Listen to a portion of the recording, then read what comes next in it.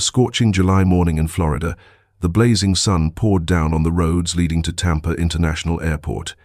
People assumed it would be just another ordinary day, where flights departed as usual and reunions and farewells unfolded like countless times before. Yet amid that seemingly peaceful setting, a horrifying discovery shook the entire city. The body of a young woman was found in a deserted service area, less than half a mile from the runway, a place almost no one ever went. She lay there, silent, as if she had simply paused to rest in the sweltering heat, only to never wake again. When her identity was revealed, social media erupted.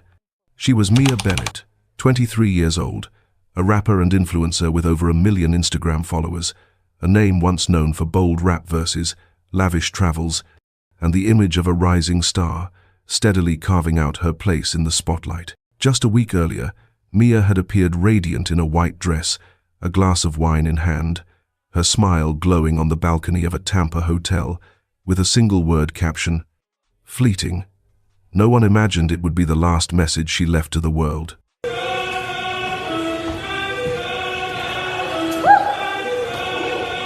Yeah, mommy! Oh, the hair flip. Sexy mama. Mama, follow me outside.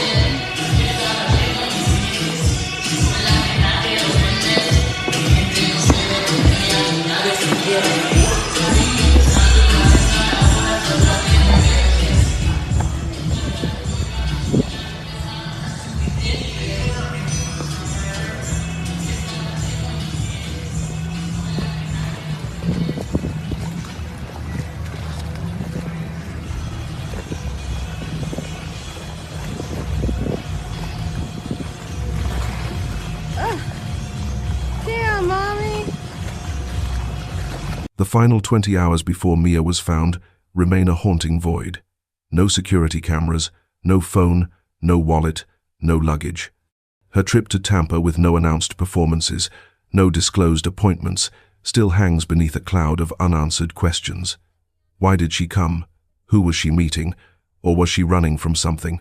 Before we trace every clue in this case, if you're drawn to chilling stories, unsolved mysteries, and the lessons hidden behind the bright lights of social media, hit like, subscribe to the channel, and leave a comment telling me where you're watching from.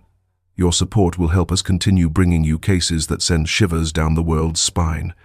Mia Bennett was born on the 13th of October, 2000, in Philadelphia, a city of bustling streets, vivid graffiti murals, and a hip-hop culture pulsing through every beat of life. She grew up in a family that wasn't wealthy but was full of love. Her mother, Tanya Bennett, was always described as a resilient woman, both the emotional anchor of the family and the quiet supporter behind every dream her daughter pursued. Her father worked for a local transportation company, while Mia's only brother, Marcus, was the first to cheer her on as she stepped onto the stage during small school performances. From her high school years, Mia lived between two worlds. One of ordinary routines filled with homework, friends, and late-night snacks after class. And another, where she held up an old phone, recording her very first videos for Instagram. At 15, Mia adopted the stage name Petty Levels, a name she once explained carried a touch of humor, a bit of rebellion, and the uncompromising bluntness of youth. At first, her videos revolved around school life, friendships, and small stories of teenage romance. But it was her humor and her boldness in saying what others were afraid to that carried the name Petty Levels beyond the walls of her school and into neighborhoods all across Philadelphia. By the time she was 18, Mia was no longer a small name. She began befriending other influencers, joining fashion shoots, and collaborating with young rappers in the city. A year later, as social media exploded with new trends, Mia seized every opportunity to build her personal brand. She made comedy videos, shared glimpses of her life, and posted original rap tracks, all carrying a sense of authenticity, free from pretense. Friends described Mia as a strong young woman, always full of energy, yet someone who knew how to listen. She never chased a glamorous, fabricated image, but preferred a sense of closeness and authenticity with her fans. Because of this, even with videos filmed in her bedroom, no professional lighting, no production team, her following grew at a staggering pace. By 2020, Mia had collaborated with artists like Fredo, Bang, and Lato, opening the door to a professional music career. Mia's relationship with her family was always close. She often posted photos with her mother and brother, sharing everyday moments like cozy family dinners or short trips back home. Family was the place she returned to whenever the stage lights and the glare of social media grew too bright. However, the more famous Mia became, the more new faces appeared in her life. Friends from the entertainment world, music producers, entrepreneurs seeking collaborations. And it was from here that her life gradually turned down a different path, where the spotlight and the shadows began to intertwine. For someone with over 1 million followers like Mia Bennett, every post, every photo was scrutinized closely. Fans were used to seeing a cheerful, bold young woman who often shared funny videos or spontaneous rap clips full of personal style. Yet, just weeks before the tragedy, people began noticing subtle but undeniable changes in the way Mia presented herself to the public. On the 5th of July, 2024, Mia posted a series of photos from a recording studio in Philadelphia. She wrote, "Cooking up something special for y'all. Summer anthem loading." At the time, no one realized it would be one of her last posts, expressing genuine excitement about music, the very thing that had propelled her name to new heights. 3 days later, she appeared at Philadelphia International Airport, boarding a flight to Tampa, Florida, but never revealed the purpose of her trip. No scheduled performances, no fan meetups. Everything was completely silent. During her days in Tampa, Mia continued posting photos from a luxury hotel evenings by the pool, cocktails glowing under soft lights. But her presence began to fade. From someone who posted almost daily, Mia started to grow unusually quiet.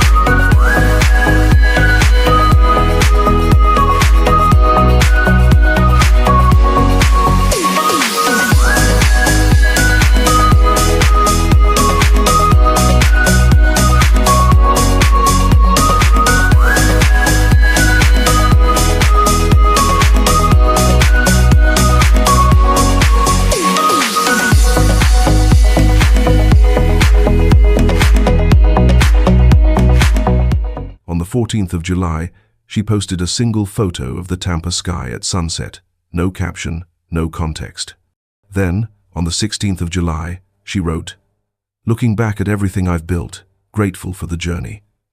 The message moved many fans, who believed she was simply reflecting on her career. But just 2 days later, everything fell into a chilling silence. On the 17th of July, her final photo appeared. Mia stood on the hotel balcony in a white dress, the evening sun casting shadows across her face, half in light, half in shade. Beneath the image, just a single word: fleeting. At the time, no one realized that this brief caption was the quiet prelude to an irreversible tragedy. When talking about the Mia Bennett case, no one can ignore the final hours before she vanished. It was during this stretch of time that countless theories, rumors, and debates began to take root and have never truly stopped. On the 18th of July, 2024, staff at the hotel where Mia had been staying confirmed that she checked out around 10 a.m. She was alone, carrying no large luggage, just a small crossbody bag slung over her shoulder. She ordered a rideshare directly to Tampa International Airport. The driver later told police that Mia remained silent throughout the ride. No phone calls, no texts, just staring out the window, as if lost in her own thoughts. The app's GPS data showed her destination as the airport's main terminal. This only strengthened the assumption that Mia was preparing to leave Tampa, either to return to Philadelphia or travel to another city. But just a few hours later, all traces of her suddenly stopped. There was no flight information under the name Mia Bennett.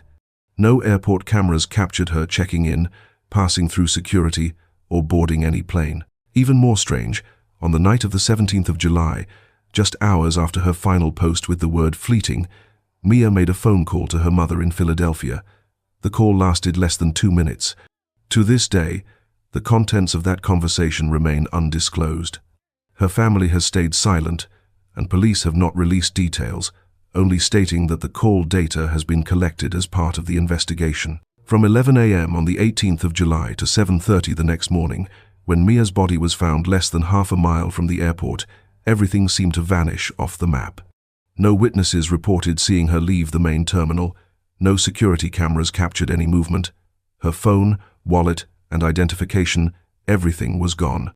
It was this window of time that fueled growing suspicion. Some believed Mia left the airport willingly to meet someone unknown.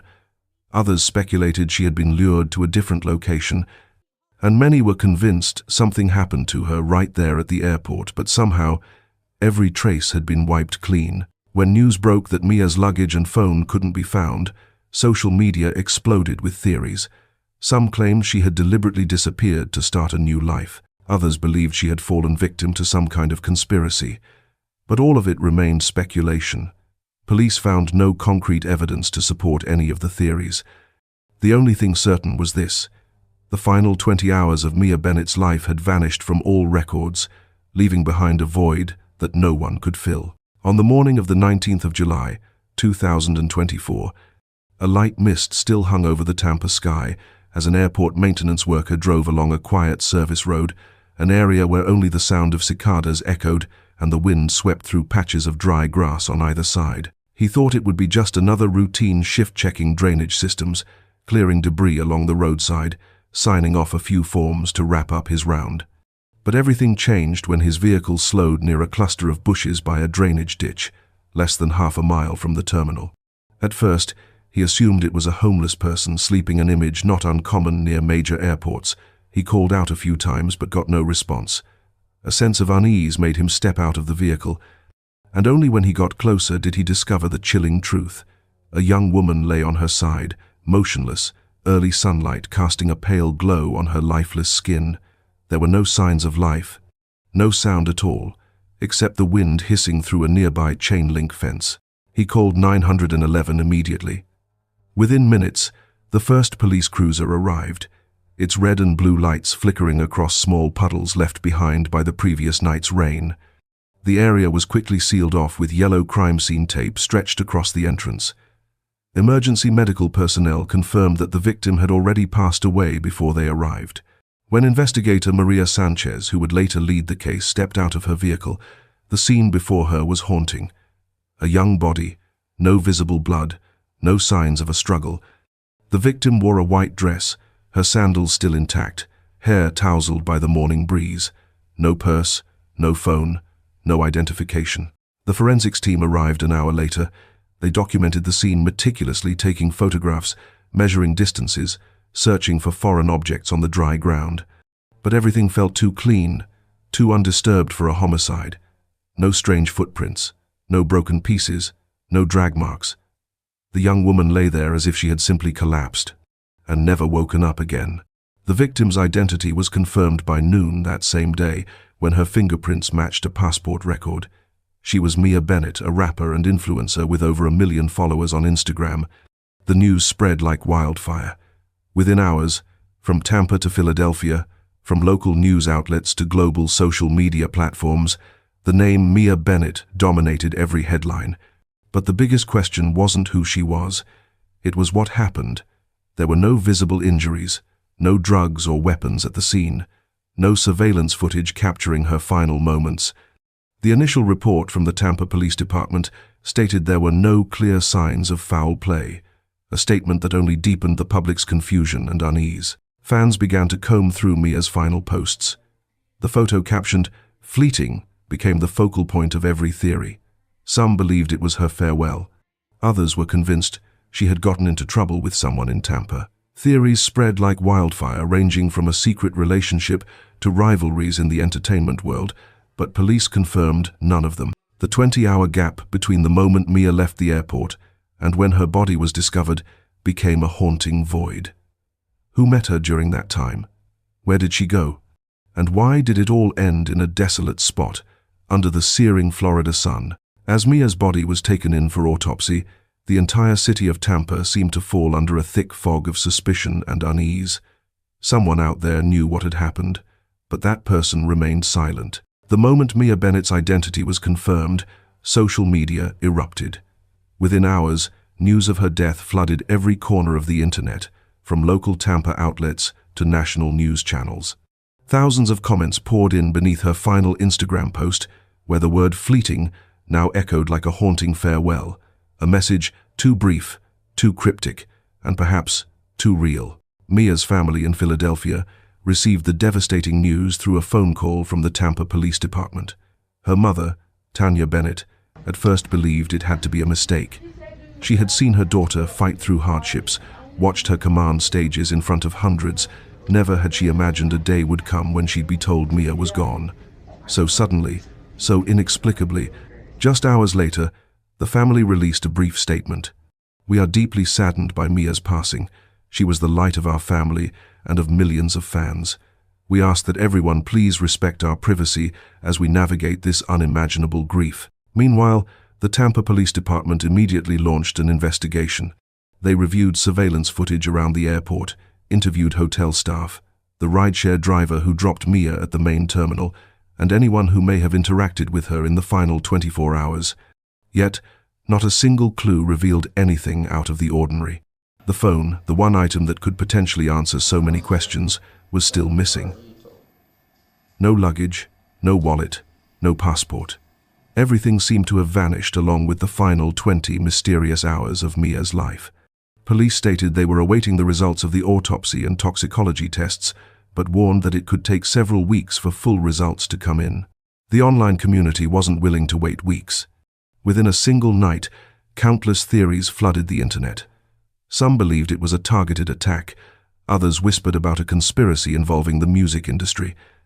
There were even those who claimed Mia had left a cryptic message before choosing to vanish. None of these theories were backed by evidence. No suspects had been named. No clear narrative had been established. But that didn't stop the stories from spreading, stories that moved far faster and far louder than anything released by the authorities. And for her fans, grief turned into movement. They organized online vigils, lit up timelines with the hashtag #JusticeForMia, and began sharing her old songs, freestyle videos, and the vibrant, funny moments that had once made them fall in love with her spirit. Mia's music saw a surge, stream counts skyrocketed by hundreds of percent within days. But it was a bitter irony. The brightest spotlight came only after she was gone. 1 million hearts were now echoing her voice, but hers had been silenced forever. In the early days, the investigation focused on 3 main angles: the people who had contacted Mia before she arrived in Tampa, her connections within the entertainment industry, and the individuals she encountered during this trip. Police questioned the driver who took Mia from the hotel to the airport on the 18th of July, reviewed all surveillance footage around the terminal, but found nothing suspicious. Public pressure kept mounting. Many began criticizing the police department for finding nothing, while rumors on social media grew more intense by the day. Some tabloid outlets pushed theories that Mia had been harmed by someone she knew in Tampa, based on unverified messages circulating online. In response, police were forced to bring in several individuals for questioning, including a musician who had attended a party with Mia just days before her death.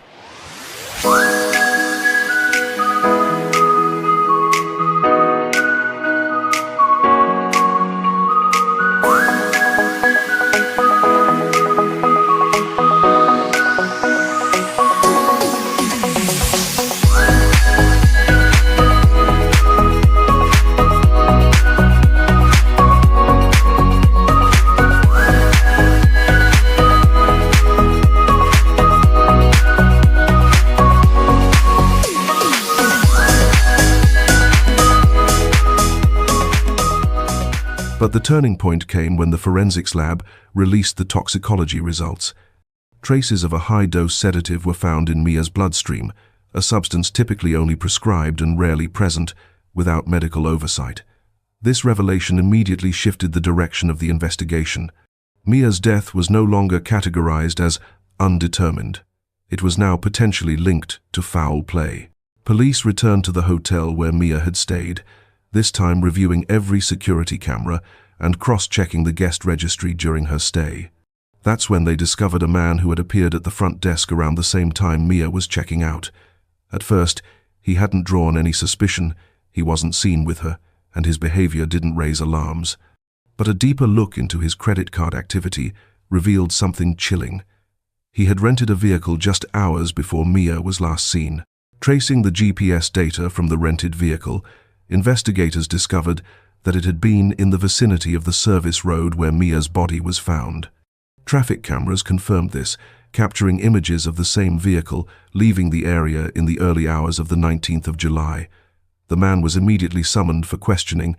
Under mounting evidence, the man confessed that he had met Mia through social media and had seen her a few times prior.